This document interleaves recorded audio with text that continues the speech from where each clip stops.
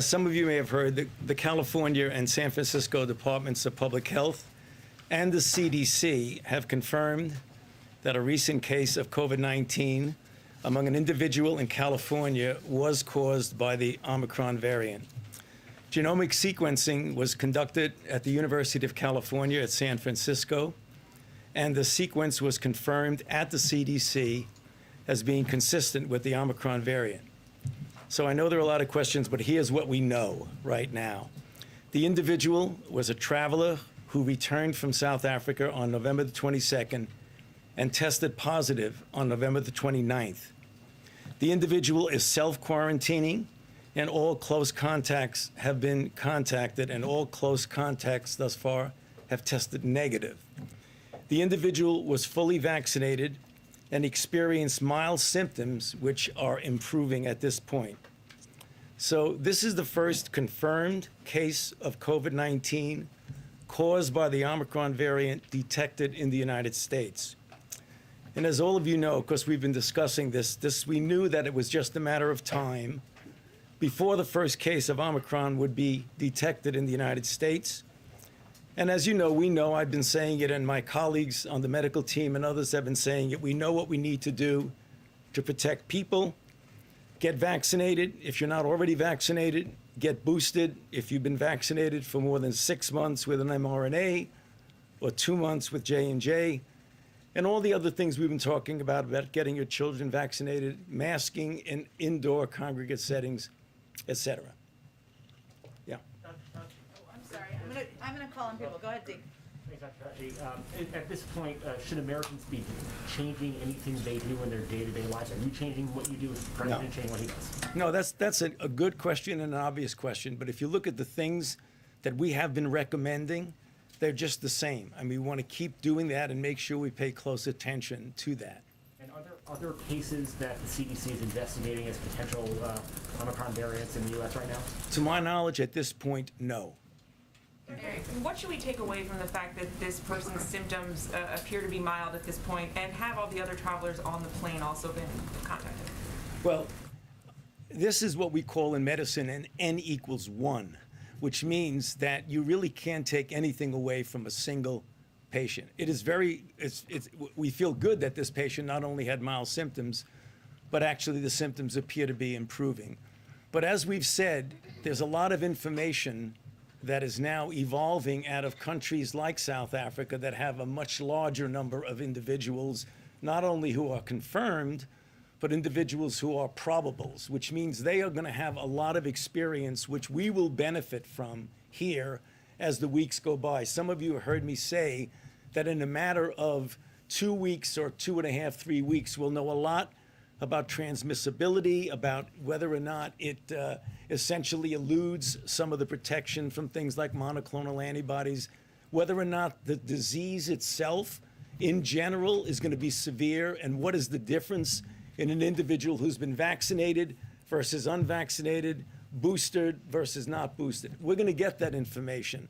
So again, I appreciate your question about one individual, but we're going to get a lot more information. Caitlin. Thanks, Dr. Fauci. 2 questions for you. One, you said this person had been fully vaccinated. Had they had a booster shot yet? To my knowledge, no, Caitlin. Okay.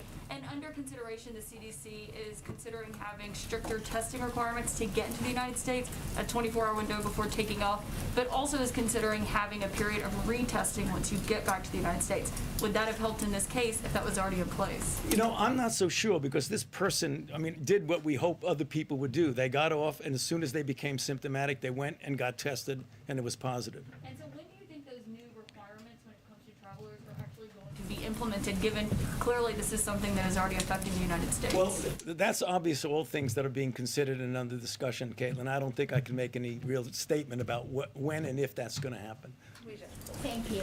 Dr. Fauci, in addition to any new testing requirements, what about new requirements for self-quarantining for travelers returning to the U.S., which in this case might have made a difference if he was quarantining for 7 to 14 days? Right. You know, the recommendation is that the individual would self-quarantine if they are not vaccinated and would also get tested within a period of 3 days. That's a recommendation right now. And can you help us understand why the travel ban is effective right now for those particular 8 countries, especially when Omicron's been detected in other countries, including right here in the U.S. Well, if you go back and look at when we first found out about these cases that were emerging in South Africa, no one feels, I certainly don't, that a travel ban is going to prevent people who are infected from coming to the United States. But we needed to buy some time to be able to prepare, understand what's going on, what is the nature of this infection, what is the nature of the transmissibility, and we wanted to make sure that we didn't all of a sudden say, it's like anything else, don't worry about it, and then all of a sudden something unfolds in front of you that you're really not prepared for. So we look at this as a temporary measure. Thank you. Dr. Fauci, do you support a vaccine requirement for domestic flights? The president was asked about this earlier this week and said that that had not yet been recommended to him. You're his chief medical advisor. Do you think that's something the country should adopt? You know, I'm not so sure we should say that that would be a requirement. I would say what I've been saying all along, that we have 60 million people in this country who are not vaccinated, who are eligible to be vaccinated. Let's get them vaccinated. Let's get the people who are vaccinated boosted. Let's get the children vaccinated. That's where we want to go, as opposed to a requirement. Wouldn't some people say that, you have extinguished many of your options to, get those people vaccinated, and this is one of the ways, as the OSHA mandate is held up in court, this would maybe be a way to push more people to get vaccinated? That's a possibility, but I think for the people who are listening to this, we again talk about why it's important to get vaccinated.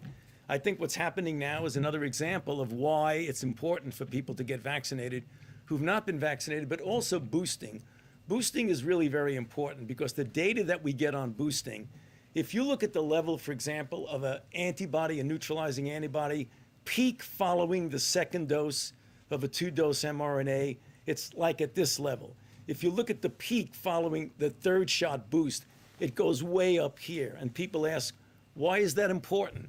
Because our experience with variants, such as the Delta variant, is that even though the vaccine isn't specifically targeted to the Delta variant, when you get a high enough level of an immune response, you get spillover protection even against a variant that the vaccine wasn't specifically directed at. And that's the reason why we feel, even though we don't have a lot of data on it, there's every reason to believe that that kind of increase that you get with the boost would be helpful, at least in preventing severe disease of a variant like Omicron.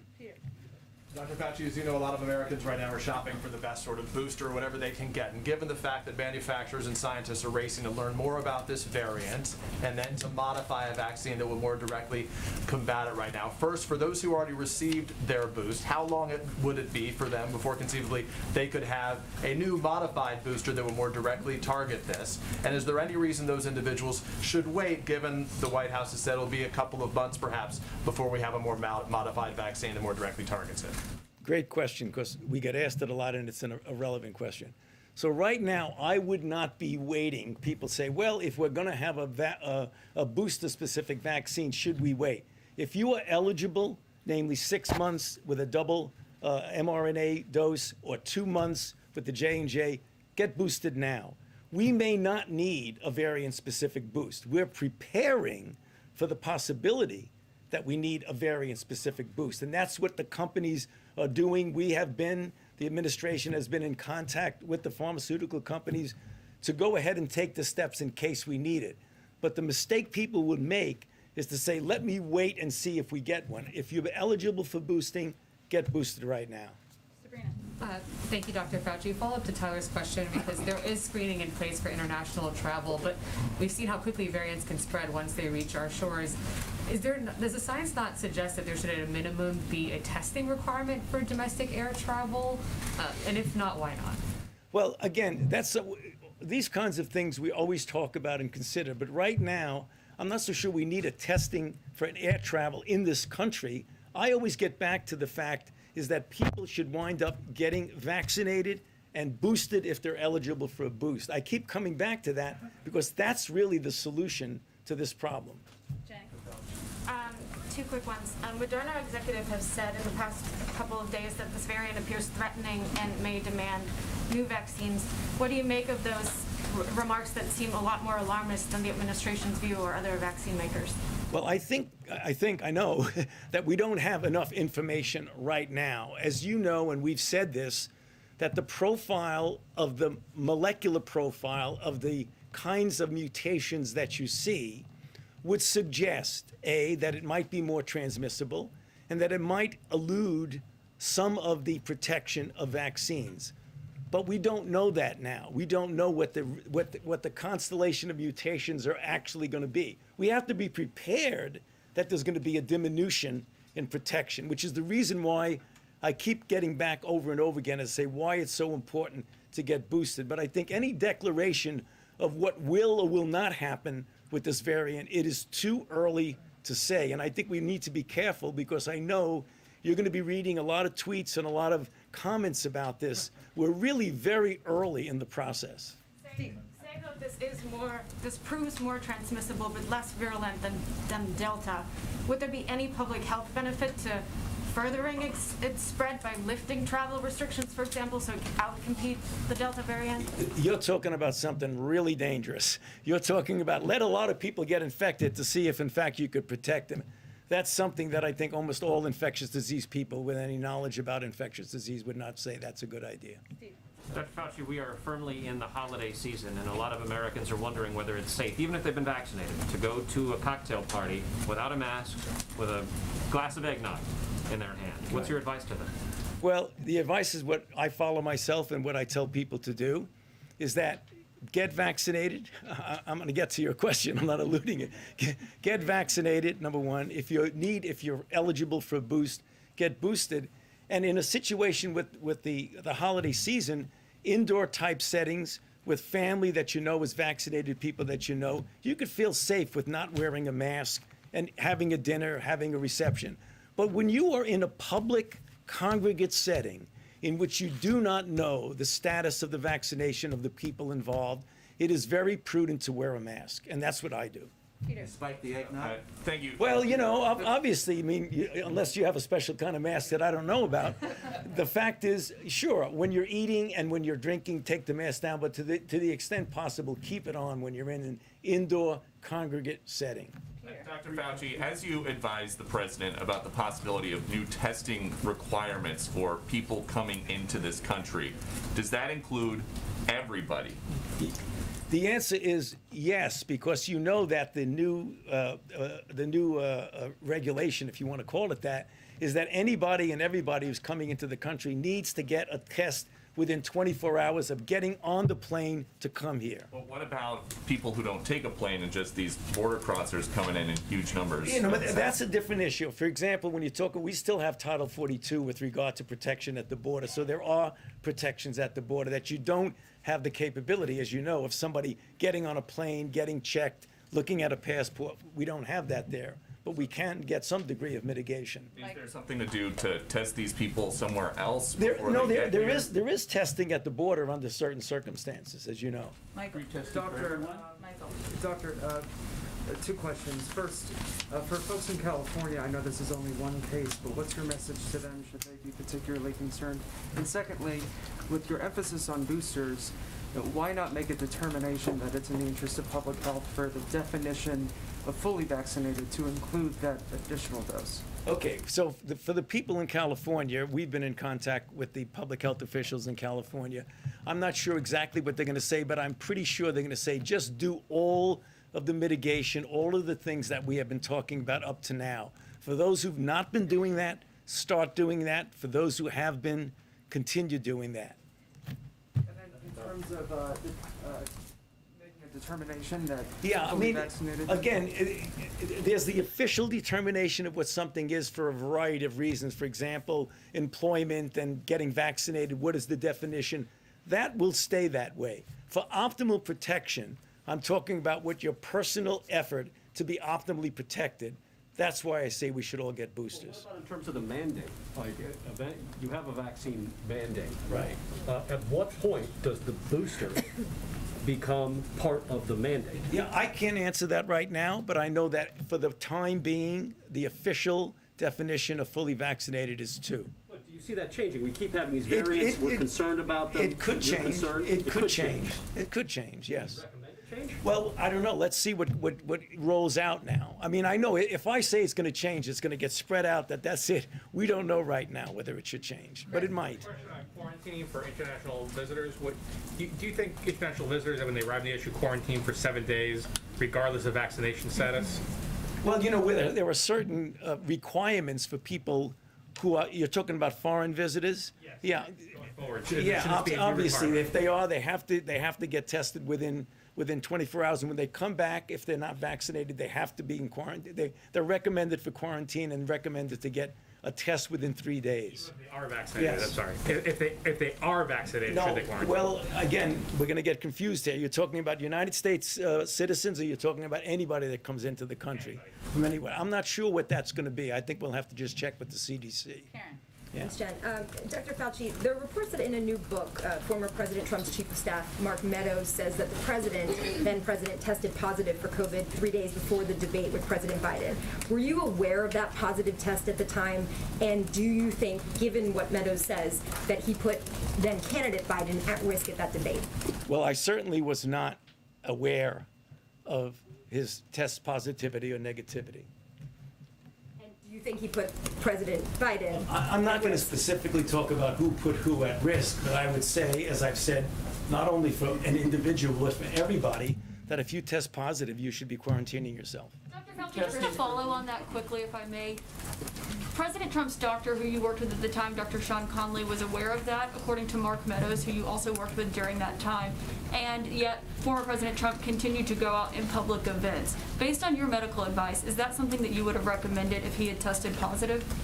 Well, I would recommend to anyone, whether it's the president or any of my patients or any of the people that I deal with, that if you test positive, you should be prudent and quarantine yourself. Christian. Dr. Fauci, Christian. Dr. Fauci, with all due respect, there's 0 case of COVID, of Omicron case in Zimbabwe, in Namibia, in Lesotho, in Mozambique. What justify imposing a travel ban on countries that have 0 case of the Omicron variant? You know, that's a very good question, an important question, and we did struggle with that, but we wanted to see if we could bide time temporarily. So I do hope that this gets sorted out and lifted before it has any significant impact on your country. Go ahead. I think we have to keep going so we can get more people. Thank you, Dr. Go ahead.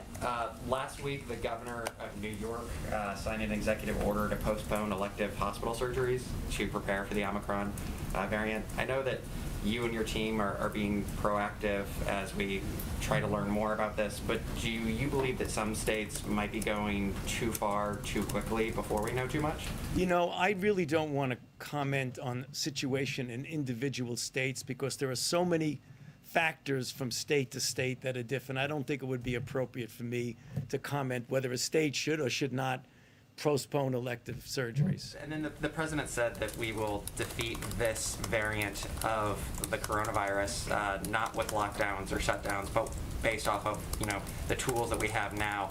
Is there anything that we are, taking into this new variant experience based off of some of the adverse effects of some of those lockdowns? I mean, we just passed, I think, 100,000 overdose deaths for the first time ever. Yeah, I mean, first of all, we always discuss things that we might do to better our preparation, better our response. That's something we discuss every single day. But right now, what I've always said, and I'll continue to say, let's utilize and implement the tools that we have, because if we had done that, if we had the overwhelming majority of people in this country vaccinated, and those who needed to be boosted, our vulnerability would be much less than it is right now. Brian, last one, then I gotta let him go. Dr. Fauci, what do you see as an end game? In the 1918 flu pandemic, it eventually evolved till it was less lethal. But there are those who are saying that we're never going to get that far with this virus because we need more people vaccinated. What do you see as the end game? I mean, the end game, which we hope and I think will occur, is that as we get more people vaccinated, not only in this country, but globally, we will see a situation where viruses will not have the opportunity, what they have right now, is to essentially freely distribute and freely circulate in society, both domestic society and global society. The more protection you get with vaccines, the less likelihood a virus has to do that, the less likelihood a virus has to mutate, the less likely you're going to get a variant. So one of the things that we need to do about our long end game is to do the things we've been saying every single day, not only for ourselves, but internationally. And you know, we have done a lot and will continue to do a lot to get lower middle income countries vaccinated. Oh, absolutely. I mean, yeah, I mean, there's no doubt that this will end. I promise you that. This will end. Thank you, Dr. Fauci. Sir, we have to let Dr. Fauci go. I appreciate you. Thank you for coming. I appreciate it. Not additional details, but they're going to be doing a press conference in California where they may have additional details to share. I know we have a bit of a crowded day today, so we'll get to as many people as possible, and we'll let people know when they need to gather. So just a couple of light things at the, not light, but a couple of few things at the top. I'm sure everyone saw the red ribbon on the North Portico marking World AIDS Day, honoring the 36 million people, including 700,000 Americans who've lost their lives due to HIV/AIDS. Earlier today, we released an updated national strategy for ending the HIV epidemic in the United States by 2030. This is a national plan to re-energize a whole-of-society response to the epidemic while reducing the terrible toll of this disease and supporting those living with HIV. The president remains deeply committed to ensuring that those with HIV are treated with equity and dignity, and I know he'll have more to say soon. I also wanted to note a little bit of supply chain news. We announced in October the ports of Los Angeles and Long Beach worked with our administration and our port envoy, John Procari, and announced a plan to cut down the number of days containers sit on the docks by charging ocean carriers a fee that escalates the longer a container sits on the dock. The good news is the result of the fee announcement alone, which hasn't even been implemented yet, has been pretty remarkable. The average time a container sits on the dock is on track to be back down to where it was when the president took office in January, and lower than it was in November of last year. This means we're getting goods faster to delivery trucks, faster to shelves, faster, of course, to people's homes. The fee has not even been implemented yet, so it is the fear of the fee, I suppose, that has prompted these steps. Also, just wanted to note the Vice President is convening the Biden-Harris administration's inaugural Space Council meeting today.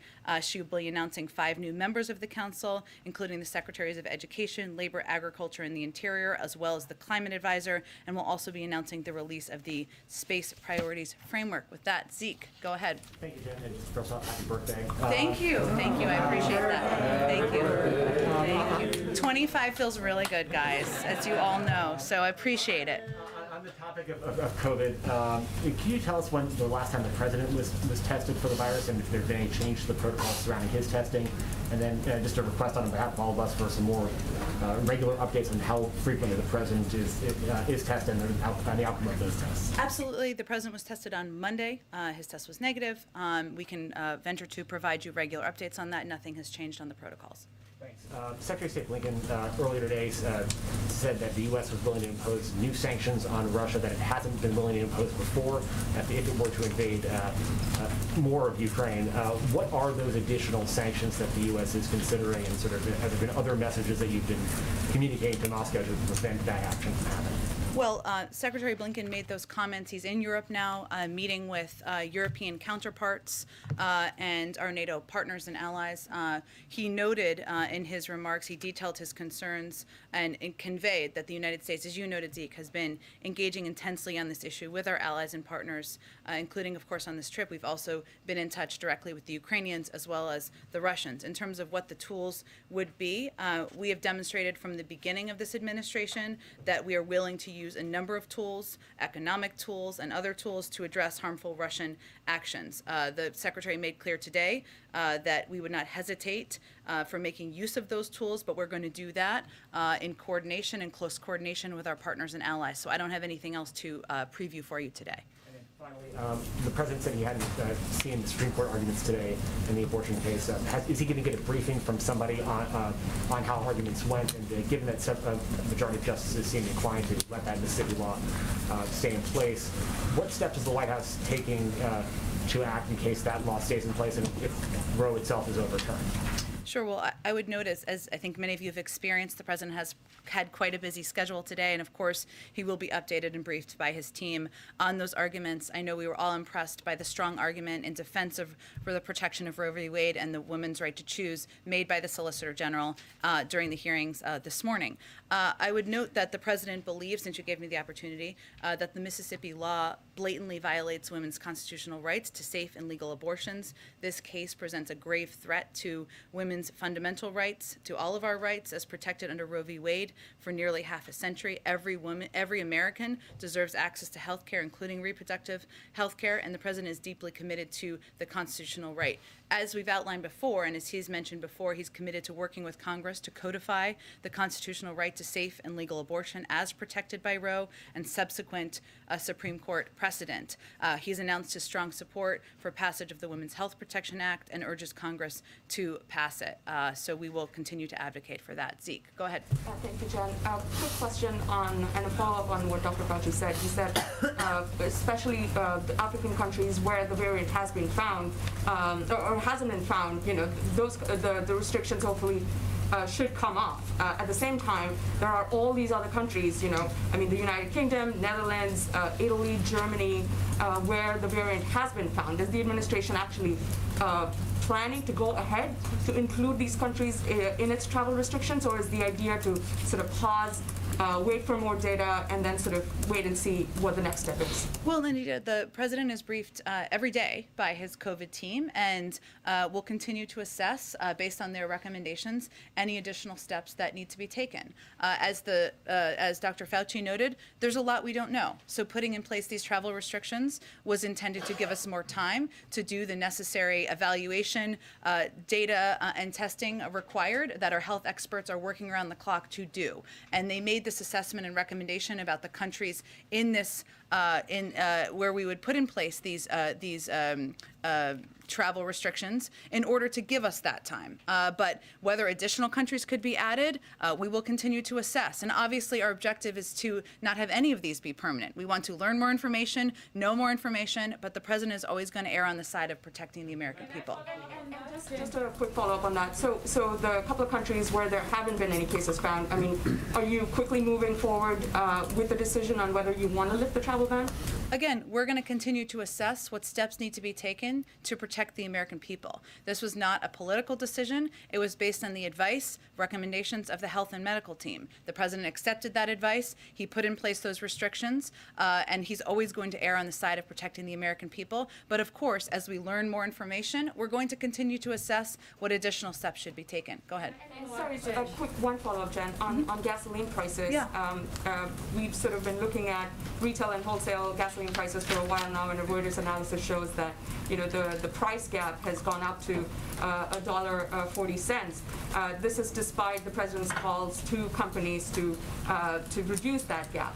They're clearly not paying attention, and we're wondering what more the White House can actually do to get them to comply with what the White House is asking.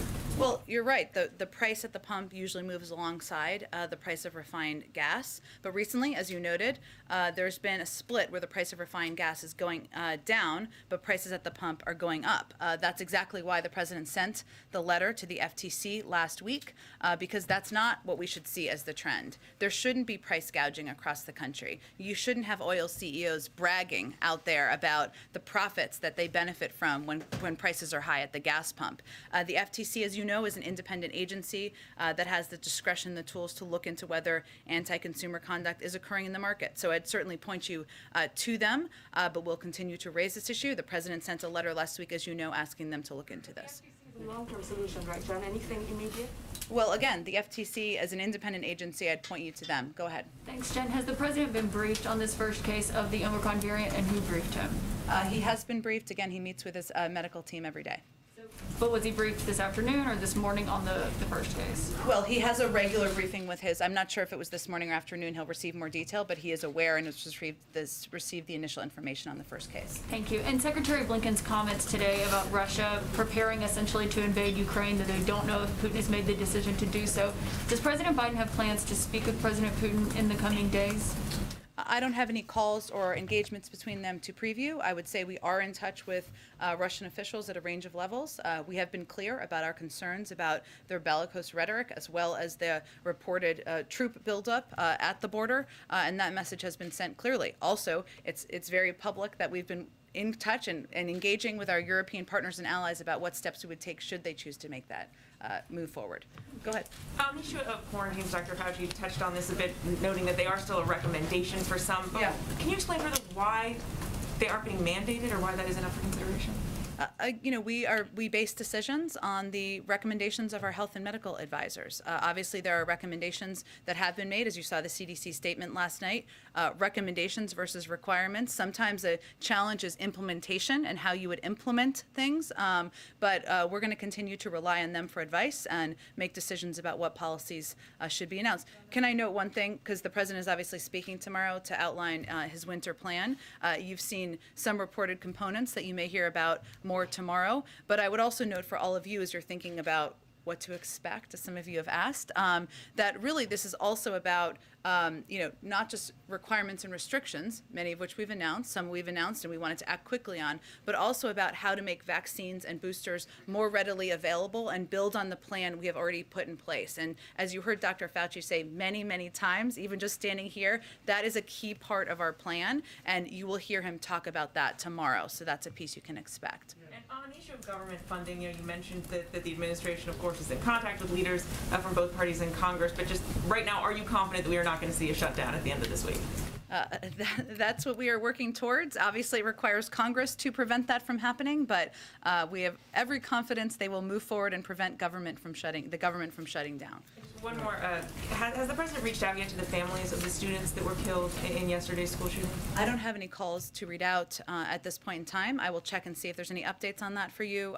We have been in touch with state and local authorities, offering our assistance, of course, our condolences. As you saw the president say yesterday, our heart goes out to this community and these families. And as a parent myself, I think you watch this news and this coverage, and it really just sticks with you. So go ahead. Thank you, Jen.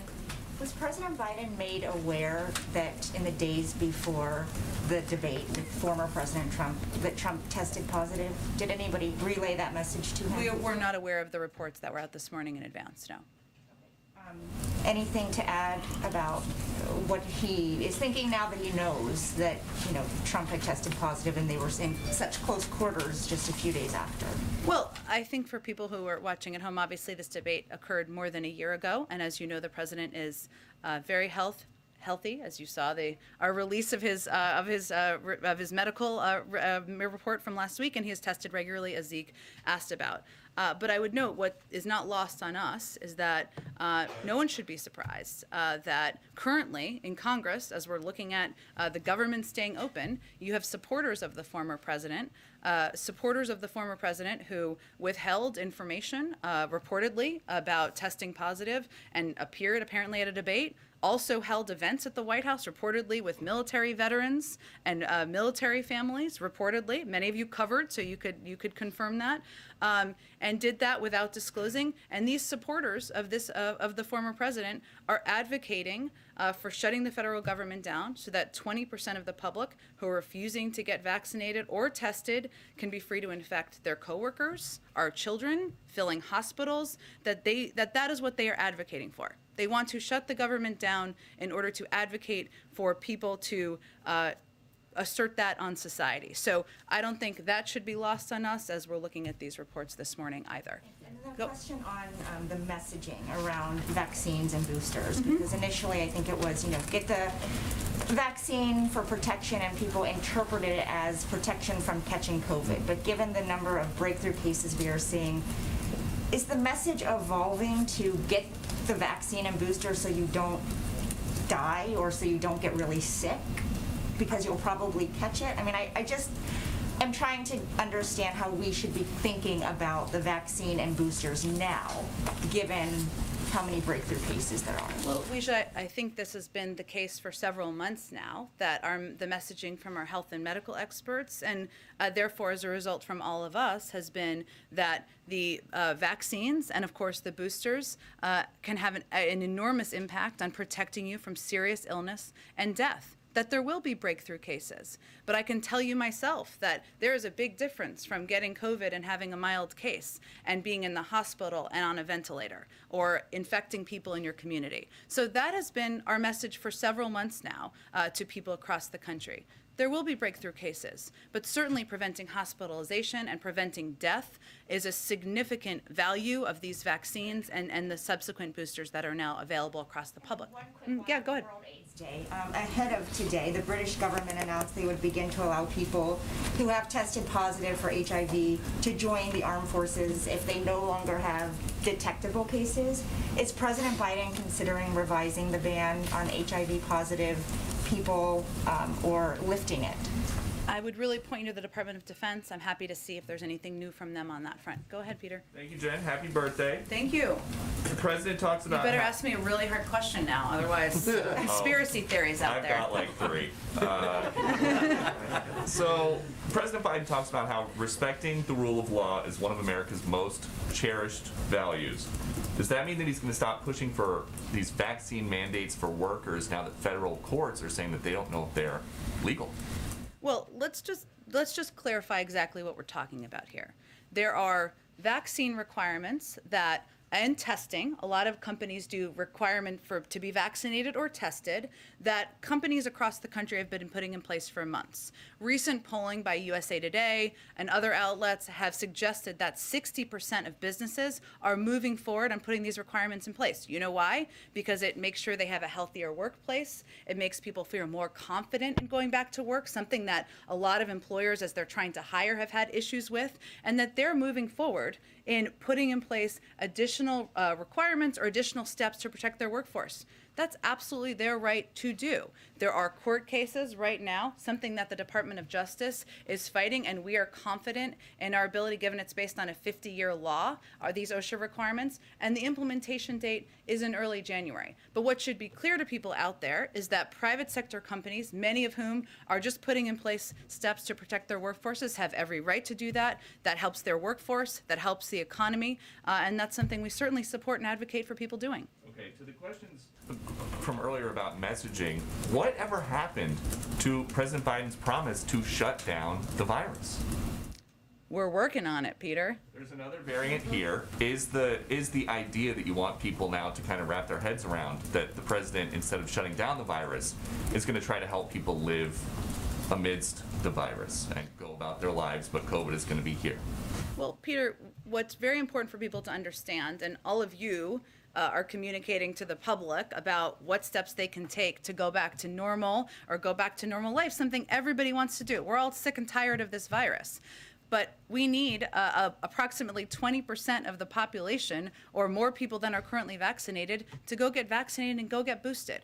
What we can do as the federal government is make those vaccines free, make the boosters free, make them available. The president will talk more about what we're going to do tomorrow, but we need the American people to do more who are not vaccinated to help us continue to fight the virus. Last one, a lot of talk about the first Trump-Biden debate today, but at the second one, in 2020, when roughly 220,000 Americans had already died of COVID, Joe Biden said about Trump, anyone who is responsible for that many deaths should not remain as president of the United States of America. Is that still the standard now that more Americans have died under President Biden than President Trump? Well, I think the fundamental question here is, what are you doing to save lives and protect people? And the former president was suggesting people inject bleach. He apparently, reportedly, didn't even share with people he was going to interact with that he had tested positive for COVID himself. He continued to provide a forum for misinformation, which probably led to people not taking steps forward to protect themselves, to wear masks, to eventually get vaccinated. This president has made the vaccine widely available. He's relied on the advice of his health and medical experts, and he is trying to be a part of solving this crisis, getting the pandemic under control. And I think there's a pretty stark difference between their approaches. Go ahead. Jen, some Democrats have been pushing the president to suspend the federal gas tax as a way to show concern about inflation right now. Would President Biden support or consider a suspension of the federal gas tax? I'm not aware of that being under consideration. Go ahead. Thank you. You just said that one of the reasons to get vaxxed and boosted is not only to protect yourself against serious illness and death, but also to prevent infecting people in your community. Are you saying that people who are vaccinated cannot pass the virus on to people in their community? I wasn't suggesting that, but I think there's no question that people who are unvaccinated will more easily get the virus than people who are vaccinated. We know that from data. About passing it on, not getting it. I understand, but again, people who are unvaccinated, who have not received a vaccination in communities, of course they are going to be transmissible out there in communities. They can get the virus and pass it along. That was the point I was making. And one question about Build Back Better, which is being negotiated in the Senate still, including the SALT deduction. Yeah. The president has said he wouldn't sign any tax hikes on people making less than $400,000 a year. Is he also committed to ruling out any tax cuts for people making more than $400,000 a year? His bar continues to be he's not raising taxes on anyone making less than $400,000 a year. There are ongoing negotiations, as you know, about the SALT deduction, not something the president proposed, but something leaders have conveyed at different times. There's obviously support for, and we obviously want to get this legislation moving forward. We expect the final legislation will address some of the most unfair results of the 2017 tax law SALT provision, particularly its impact on middle-class taxpayers and the uncertainty it caused. And the president expects it to be fully paid for. But again, his bar has not changed. We, of course, want to cut taxes for people, middle-class families across the... $400,000? Again, this is not a proposal that the president proposed himself, but it is something, as you know, that there is support for different versions of it in Congress. It's currently being negotiated. Our objective is not raising taxes on anyone making less than $400,000 a year and cutting costs. But can you explain why a tax cut for someone making more than $400,000 is still somehow commensurate with his values of protecting middle-class people? It just doesn't make any sense. Why would he be How does it okay not make sense? with a tax cut for someone making more than $400,000? Is that raising taxes on somebody making less than $400,000? So that's all you're promised, just no tax hikes for somebody under $400,000, tax cuts for people over that, that's possible. I think the totality of the bill, which is the most important piece here, is cutting costs for the American people. For childcare, for elder care, for health care, putting in place a historic universal pre-K program. That's exactly why the president proposed and is supporting this bill. He also knows we have small margins in Congress, so there are some components. He didn't propose the SALT deduction. It's being discussed right now and negotiated. We'll see what the final outcome and package looks like. Jen, she's being asked to gather for the presidency. I Okay. don't know if you can stick around for a little bit longer. Sure, I can, and the pool will just depart. Nothing's wrong, everything's good. Okay, Michael, go ahead. In terms of, on Monday you gave an update in terms of members of the COVID response team being in touch with state and local public health officials, epidemiologists. Do you have an update on those communications? And also, does the president plan to speak with anyone in California now that this case has been identified? Well, we have been in constant contact with local and public health officials from our health and medical team. So that was not a one-time deal. It's been continuous, and that's how we are going to continue to track and trace any cases that come up and make sure that that information is provided publicly to all of you. And that typically happens with public health, our medical experts and health officials. I don't have any calls with the president to public health officials to predict for you. Go ahead in the middle. Yes, Jen. Go ahead in the pink sweater. President Biden indicated on Monday that expanding testing would also be part of the winter plan for COVID. Can you go into any more detail as to what that will look like? He'll certainly have more to say about this tomorrow. I would note that one of the questions a couple of people asked the other day, and I didn't understand in the right way, so let me just use this moment to clarify, is about sequencing as a part of testing. So, and I just wanted to note that we expect any emergence of Omicron in the United States to be identified quickly, as we are sequencing now almost 80,000 samples per week, more than any other country. And just to give you a point of reference, that's up from approximately 8,000 at the beginning of this year. So we're going to continue to increase testing. That's something we obviously recognize as a key component of fighting the virus, but I don't have anything more to preview at this point in time. Just one more. Yeah. Does the president believe that we lifted travel restrictions too early on Europe and other countries earlier this year? Does he wish that we had held off in terms of lifting those? I don't think the president looks in the rearview mirror in that regard. We obviously continue to rely on the advice of our health and medical experts. And I would note that where we've put in place restrictions are not those countries. So I'm not sure that totally makes sense. Go ahead. Thanks, Jen. Is the White House discussing the possibility of asking Congress for additional COVID relief funds to deal with the Omicron variant? And is that something the White House right now thinks might be necessary? Not at this moment do we think so, but we have ongoing conversations with Congress just to make sure we keep the door open to whatever may be needed. And I would just say, Karen, as you know, that as we look and we're trying to we're seeking more information from our health and medical experts as they're doing this testing, and we're assessing what options may be needed.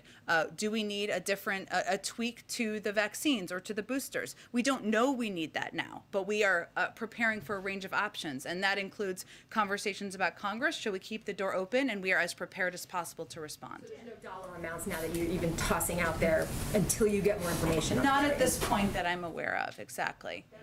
Okay, we got to wrap up. Go ahead, one more. Thank you, Jen. Happy birthday to you. Thank you very much. I want to ask about Bangladesh. Okay. As the country is running by authoritarian regime more than a decade, and main opposition and first woman prime minister of Bangladesh now is in a life and death situation. She was in jail, according to State Department report. It's a political ploy to remove her from the political process. So what is your comment to the Bangladesh authority, or what is your observation on this situation that as the former prime minister and main opposition leader is in life and death situation? She's not getting proper treatment and government is not allowing her to go abroad as the civil society group, political party and her family urge for to go back to shift her abroad for the better treatment. So may I ask a comment on that? Absolutely. I appreciate your question. I haven't had a chance to talk to our national security team about this issue, so let me do that. And I'd also point you to the State Department, who would be in close touch with authorities there and may have a more detailed comment. Thank you, everyone. I'm going to leave for World AIDS Day events. One member of Congress says another one is